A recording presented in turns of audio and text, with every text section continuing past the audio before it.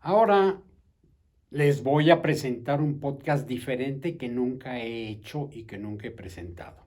Y además los voy a invitar porque los voy a llevar a una arena de esas donde hay peleas de box. De un lado van a ir unos, del otro otros. En el lado de este lado van a estar los que creen, del otro lado los que saben. Miren, eh, primero vamos a presentar el creer, acompañado de un entrenador. Su entrenador se llama La Fe y nos presenta conceptos y relatos relativos. Y una de ellas que me voy a permitir mencionar son los milagros. ¿Han oído ustedes de la palabra milagros, verdad? Pues miren, les voy a decir lo que encontré en mi amigo Google y alguna otra literatura respecto a los milagros. ¿Qué es la definición de milagro? En un momento dado, tal como Siri o Alexa contestarían, mira lo que encontré. Fíjense, les voy a leer primero historia de un milagro médico. ¿Dónde está el poder de la fe? Dice aquí, el cuerpo humano probablemente es una de las creaciones más complejas. Cada pieza que lo compone funciona de una manera determinada, funcionando a la perfección en la mayoría de los casos. Sin embargo, como cantidad de órganos, existen enfermedades. Es por eso que la medicina se especializa en diversas áreas de acuerdo a la parte del cuerpo afectada. Pero lamentablemente hay muchas veces que la medicina no logra aportar la cura definitiva. Es ahí donde en muchas ocasiones experimentamos los milagros de la medicina. Historias en las cuales no hay explicación científica, pero se ha revertido un pronóstico que parecía definitivo. Por ejemplo, hablan de un hombre que despertó de un estado de coma 20 años después. Un ciudadano polaco llamado Gran, quién sabe qué apellido porque no lo puedo leer, de 19 años entró en coma después de un accidente ferroviario en su trabajo. Un día cualquiera, Jan despierta de la coma y se encuentra en un mundo 20 años más adelante de como lo dejó. ¿Se imaginan ustedes el cambio que le representaba? Pero ya nadie creía que regresara. Ese estado, en aquella época, estábamos hablando de 1988, la ciencia no estaba tan adelantada como ahora. Estaba, pero no tanto. Entonces, superar un coma no implica volver a la normalidad simplemente, mucho menos en un corto lapso de tiempo. Los pacientes que despiertan enfrentan una combinación de desafíos físicos, intelectuales y psicológicos que requieren atención especializada. Quien logra superar esta condición lo hace de manera lenta y progresiva. Pero aquí vamos a pensar la familia que durante 20 años ve prácticamente fuera de este mundo a su pariente, un estado de coma. Y entonces, cuando despierta, ¿qué es lo que todo mundo grita? Milagro, milagro. Hubo una mujer que dio a luz y no tenía útero. En Gran Bretaña, una mujer llamada Margaret Martin dio a luz después de que le extirparon el útero. En contra de todo pronóstico, la paciente tuvo una niña de 2,5 kilos. Según el equipo médico, Margaret concibió el niño de uno de sus propios óvulos que le fue fecundado poco antes de la operación. El óvulo descendió de las trompas de Falopio poco después de la operación y quedó adherido a su intestino. A pesar de que la mujer consultó a sus médicos afirmando que se sentía embarazada, pues había un descrédito general sobre la posibilidad. No obstante, se pudo comprobar que una pequeña masa crecía en el abdomen de la futura madre y más tarde se registraron los latidos de un diminuto corazón. Como los médicos no encontraron una explicación, todo el mundo alrededor gritó, milagro, milagro. Miren, lo que se dice de milagro, su definición. Un milagro es una situación, un fenómeno o una acción que no puede explicarse a partir de los principios naturales y que, por lo tanto, es imputado a la participación de una entidad divina. La definición del término, en todas formas, varía de acuerdo a las creencias religiosas.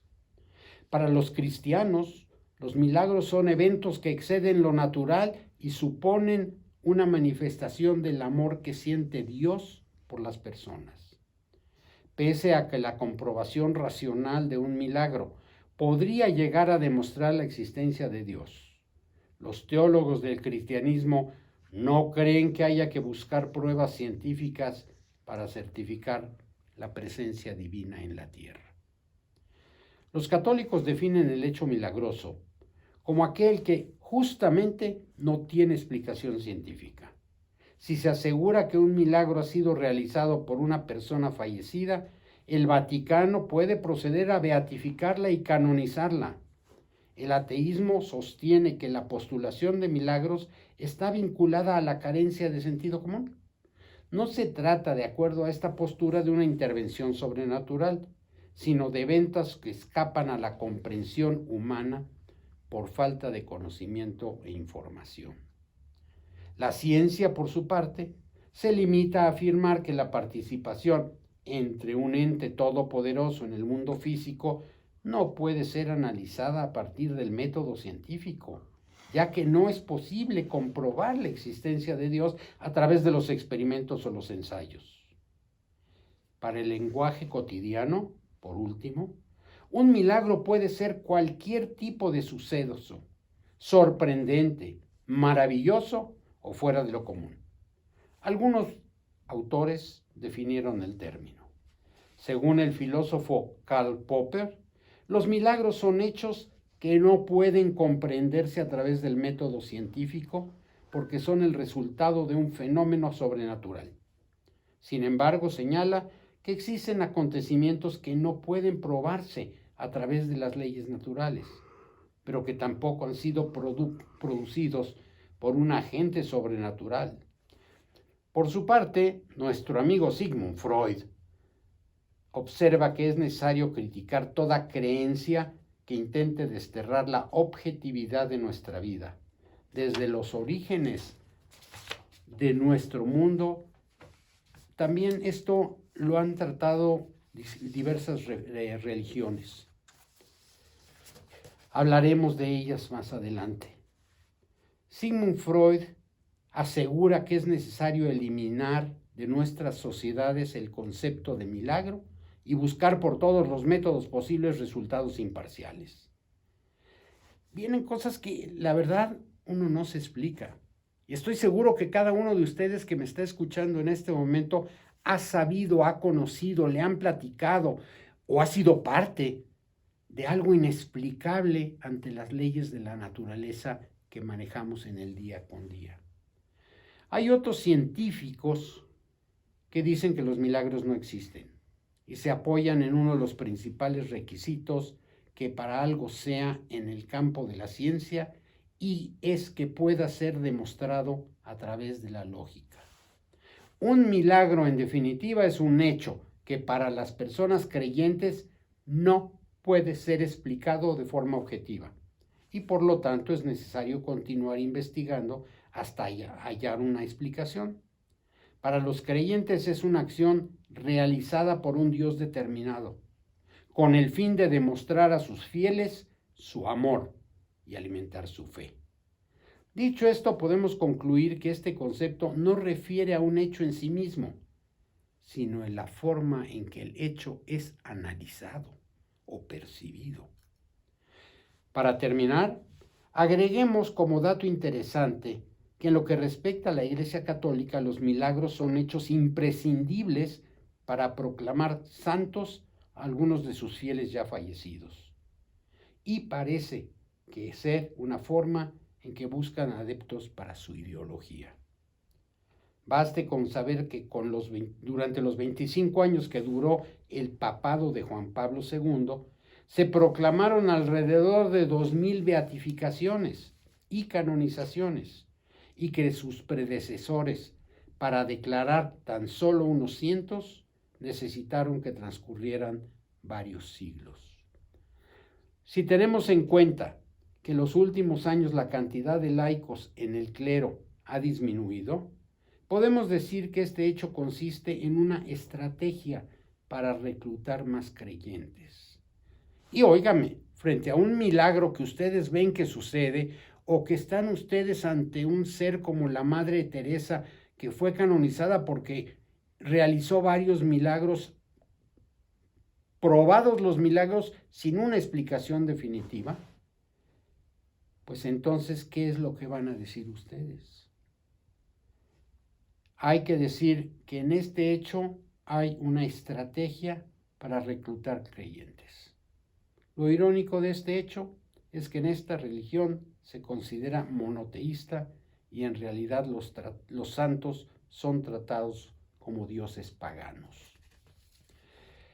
Vamos a ver que ahora para creer en los milagros hay que tener fe. ¿Están de acuerdo conmigo? Espero que sí. Y vamos a ver qué dicen los psicólogos respecto a los beneficios de tener fe. Desde el punto de vista de la psicología, los especialistas reconocen lo positivo que es aferrarse a la fe.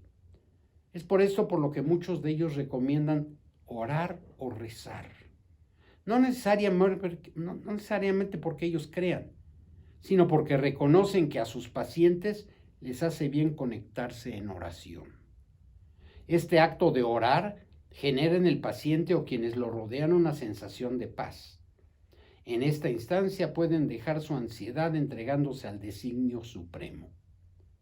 Esto les genera esperanza y esta esperanza les entrega una fortaleza para poder enfrentar lo adverso de las circunstancias.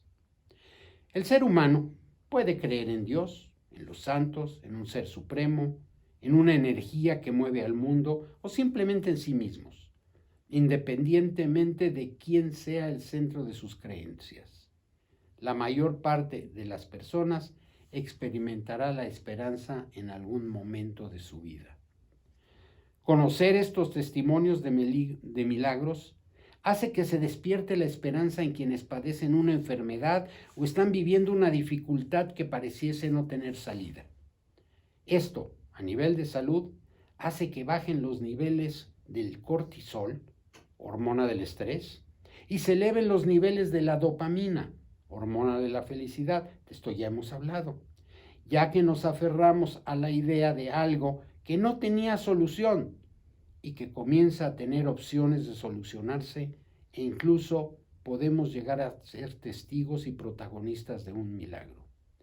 Diversos estudios indican que las personas de las cuales nos rodeamos influyen mucho en la forma en que enfrentemos estas situaciones. Es por eso que los psicólogos recomiendan rodearse de personas con fe, personas positivas que siempre crean las cosas porque pueden mejorar. Déjenme agregar algo, y esto viene de mi propia bolsa, de mi propio peculio. ¿Por qué nos concentramos muchas veces en templos o iglesias o etcétera? En estos se crea una energía común, una energía donde todos participan y todos interactúan. Y esto es lo que puede operar milagros. Si tienen fe, se pueden dar. ¿Por qué? Porque la mente, creando energía, puede cambiar muchas cosas que no entendemos. ¿Qué beneficios físicos tiene la fe y la esperanza? Bueno, reduce el estrés, debido a que reduce los niveles de cortisol. Un buen funcionamiento de nuestro sistema digestivo. Al reducir los niveles de estrés, nuestro organismo funciona de manera más normal, sobre todo en el área digestiva. Mejores relaciones interpersonales. La tranquilidad en que nos encontramos hace que podamos interactuar mejor con el entorno.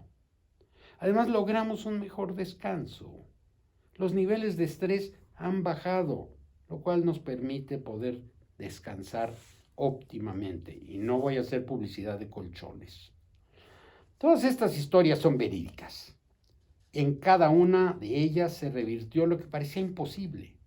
Para algunos puede ser al azar, mientras que quienes tienen fe no dudan que es atribuirlo a una intervención divina. Lo que sí está claro es que los hechos sí ocurrieron y todo indica que los milagros existen. Recuerden que estoy hablando desde la esquina de los que creen, no de los que saben. ¿De acuerdo? Procuremos tener fe, creer y pensar en positivo. Sin duda, esto mejorará nuestra salud y nos hará sentirnos más felices.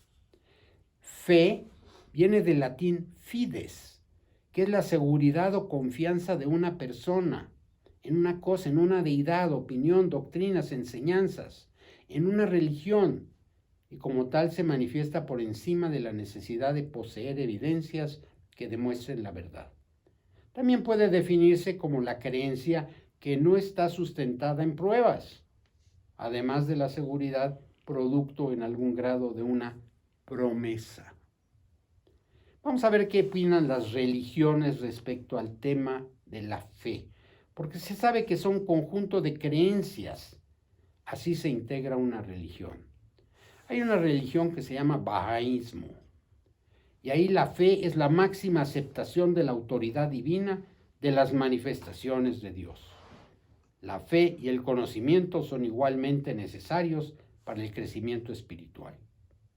La fe significa, primero, crecimiento consciente y segundo, la práctica de buenas acciones. Vamos con el budismo. La fe, que dice sadhana, en sánscrito sadhana, es un componente, pero miren, me llamó la atención la palabra y les voy a decir lo que encontré con mi amigo Google.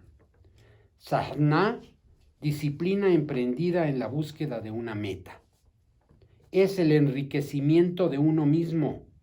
Es un proceso personal donde tú traes lo mejor de ti, para ti. Es una práctica espiritual que se debe hacer diariamente. Sadhana, confianza, fe y fidelidad. Hay que practicar las enseñanzas de Buda. Estoy hablando del budismo. Y por cierto, hacen el comentario, hay que tener más fe que confianza.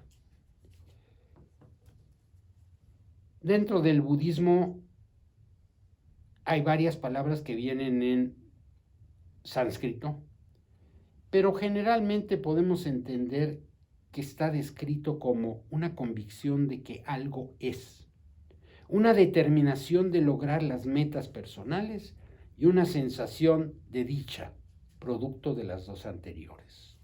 La fe en el budismo se centra en el entendimiento de que Buda es un ser despierto en su papel superior como maestro en la verdad de su Dharma, enseñanzas espirituales, y en su Sangha, comunidad de seguidores con desarrollo del espíritu.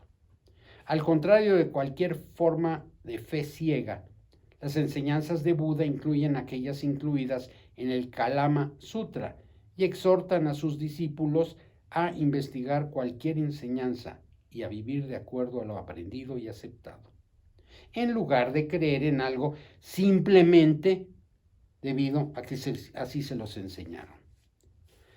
Tenemos el cristianismo también. La fe en el cristianismo es una virtud teologal y se basa en la obra y enseñanzas de Jesús de Nazaret. El cristianismo declara no caracterizarse por la fe, sino por el objetivo de la fe. En lugar de ser pasiva, la fe conduce a una vida activa alineada con los ideales y ejemplos de la vida de Jesús. La actitud de la voluntad en la fe que describe San Agustín de la siguiente manera: credere non potest nisi volens. Esto significa en español, no se puede creer si no se quiere. Recuerden esto, no se puede creer si no se quiere. Y Santo Tomás hace énfasis en la unión entre la voluntad y el pensamiento al decir, la fe es retener por seguras verdades ciertas, afirmaciones intelectuales bajo el influjo y la adhesión de la voluntad. En el Viejo Testamento, Antiguo Testamento, los términos usados más frecuentemente para representar la actitud de fe se llaman bat, esperar confiadamente en, y amán, mantenerse fiel a. Las raíces anteriores corresponden en el Nuevo Testamento por elpis, elpizo, pistis, pistó, respectivamente. Desde la fe de Adán y Eva, en la que se hace referencia a esta, se concretó en los 10 mandamientos dados a Moisés en el monte Sinaí. El carácter obligatorio y las disposiciones internas de los hombres a cumplir los mandamientos es de gran tradición deuteronómica en el plano personal, y la fe exige la entrega con todo el corazón. Las situaciones y experiencias del pueblo elegido en la tierra prometida variaron según su fidelidad a la alianza con Yahvé, desde Josué, Samuel, David, Salomón, y no me voy a meter en todo el tema de la Biblia del Viejo Testamento. La fe es una gracia, un don de Dios. Para dar respuesta a la fe es necesaria la gracia de Dios que ayuda y adelanta a las personas. Mueve sus corazones para dirigirlos a Él. Sin embargo, creer es un acto auténticamente humano, que no es contrario a la inteligencia ni a la libertad del hombre. Recuerden esto porque estamos en la esquina de los que creen. En la vida corriente, en las relaciones humanas, creer lo que otras personas dicen no es contrario a la dignidad propia. Por esa razón es menos contrario a la dignidad de la persona creer y poner la inteligencia y voluntad bajo lo que Dios revela. Siguen las religiones, no quiero abundarlos y aburrirlos, pero recuerden, existe el Islam. Es una completa obediencia a la voluntad de Dios. Incluye creencia, profesión y acciones consecuentes al encargo de su representación en la tierra, según la voluntad de Dios. La fe tiene 2 aspectos: reconocer y afirmar que hay un creador del universo y solo se debe adorar al creador. Hay el sijismo, hay los masones también. En la franconería se habla de 3 virtudes mencionadas en la marcha del aprendiz. Tengo en mis ideales esperanza en realizarlos y por amor a la humanidad. Repito, tengo fe, tengo esperanza y tengo amor. Pero ahora vamos a escuchar un poquito de crítica. Bertrand Russell, conocido filósofo, nos dice: no hablamos de la fe de los que 2 y 2 son 4 o de que la tierra es redonda. Solo hablamos de la fe cuando queremos sustituir la evidencia por la emoción. Richard Dawkins describe a la fe como una creencia sin evidencia, un proceso activo de no pensar. El doctor Peter Boghossian critica que las actuales definiciones de fe no reflejan. Argumenta que cuando las personas usan la palabra fe es como para decir, pues yo tengo fe en X. Realmente no tienen confianza en X o esperanza de que X sea verdadero, sino simplemente declaran que X es verdadero. Ahora vamos a la otra esquina. ¿Están listos? Vamos con los agnósticos. El agnosticismo o lo relacionado con él. No se niega la existencia de Dios, pero considera inaccesible para el entendimiento humano la noción de lo absoluto y especialmente de Dios. Ser agnóstico depende de un razonamiento intelectual. Estamos en la otra esquina, recuerden. ¿Cuál es la diferencia de un ateo y un gnóstico? El ateo no cree en la existencia de dioses y el agnóstico es aquel que no tiene conocimiento de la existencia de dioses. Repito, un ateo y un gnóstico, con G al principio. Uno no cree en la existencia de los dioses y el otro no tiene conocimiento de la existencia de los dioses. Se puede considerar que el ateo y al agnóstico como personas no creyentes. Son finalmente personas que no pertenecen a una congregación religiosa y no tienen fe. ¿Cuál es la diferencia entre ateo y laico? El laicismo busca la secularización del Estado. Se distingue del ateísmo de Estado en cuanto a que busca la neutralidad del mismo y del anticlericalismo y antirreligión radicales, en cuanto no condena la existencia y práctica de las religiones. Como laico, se designa todo aquello que carece de credo, o que no se encuentra sujeto o influida por una religión.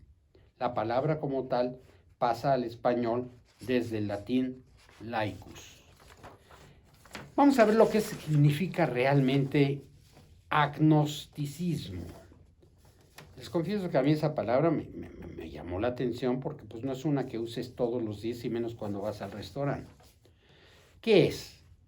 Agnosticismo es una doctrina filosófica que afirma que solo podemos extraer conocimiento, especialmente de las nociones relacionadas con el absoluto y con Dios a partir de nuestras experiencias personales y sus fenómenos afines. Agnosticismo deriva del griego agnostos, que significa desconocido, y hace referencia a la postura de los agnósticos sobre el hecho de que no es posible tener conocimiento total de ciertas cosas, especialmente en términos religiosos. El término agnosticismo fue acuñado por primera vez por Thomas Henry Huxley en un encuentro de la Sociedad Metafísica en Londres, y este concepto se crea como oposición al gnosticismo, que se basa en conocimiento de verdades ocultas que, según Huxley, no son posibles al no incluir el conocimiento a través de la experiencia. El agnosticismo se suele asociar al escepticismo, ya que ambos cuestionan y rechazan las creencias tradicionales religiosas, específicamente cristianas, frente al impacto de los descubrimientos científicos modernos. El escepticismo se diferencia del agnosticismo porque se basa en la duda más que en la razón o la experiencia. El escéptico es incrédulo y su filosofía se suele asociar con la expresión popular de ver para creer. ¿La conocen? Vamos a hablar ahora de un tema que se llama racionalismo. Se entiende por racionalismo la doctrina filosófica que afirma y sostiene la supremacía de la razón sobre la experiencia.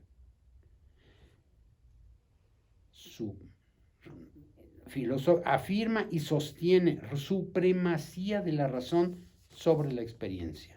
Es decir, le da una importancia muy especial al razonamiento. El racionalismo es la absolutización de la razón. Las tesis de racionalismo se caracterizan por lo real, por los conceptos o sistemas mentales y a la explicación de la ciencia en términos lógicos. Esta surgió en el siglo XVII y se señala como padre de esto a René Descartes, en español Descartes, quien argumentaba que la única vía para llegar a obtener verdades universales de las cuales emanan todos los restantes conocimientos de la ciencia es la razón. Es por eso que el racionalismo dice que la razón es la generadora del saber y que estos conocimientos son innatos del ser, pero que estos se encuentran ocultos en nuestra mente. En algunas ocasiones se llega a asociar el racionalismo con el ateísmo, ya que todas son posturas y tesis que anteponen a la razón sobre la experiencia e incluso la enaltecen sobre la propia fe. En la doctrina del racionalismo se sostiene que el hombre, como ser pensante, capaz de tener raciocinio, utiliza esta herramienta para generar saber, es decir, conocimientos, y deja en un plano más distante a la percepción de los sentidos y a la propia experiencia, ya que la razón está dentro del ser y está innata en él. Pues aquí tenemos ya algunos de los principales planteamientos y resulta que pues ustedes son unos de los jueces que están ahí en el ring y van a tener que dar una opinión. Tienen ustedes que decir qué opinan de lo que hablamos, de los que creen y simplemente aceptan sin razonar, a los que exigen un proceso de razonamiento y básicamente en lo que yo entiendo dicen lo que puedo sentir, ver, tocar, saborear, etcétera, esto es lo que creo. Lo que mi cerebro me puede explicar, lo que me puedo entender y encontrar una explicación lógica para mí, me pongo de este lado. Si no, invento dos palabritas que se llaman no sé. Sí, la verdad. Hay muchas cosas en la vida a las que me han preguntado, ¿y cómo crees que esto se dio? Pues honestamente contesto, no sé. Y ahora a ustedes los voy a pedir que se coloquen en su sillita de jueces porque van a ir a una mesa para dar su voto. Y entonces les pregunto, ¿y usted qué haría?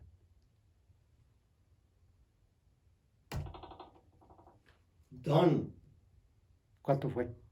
31. Más o menos.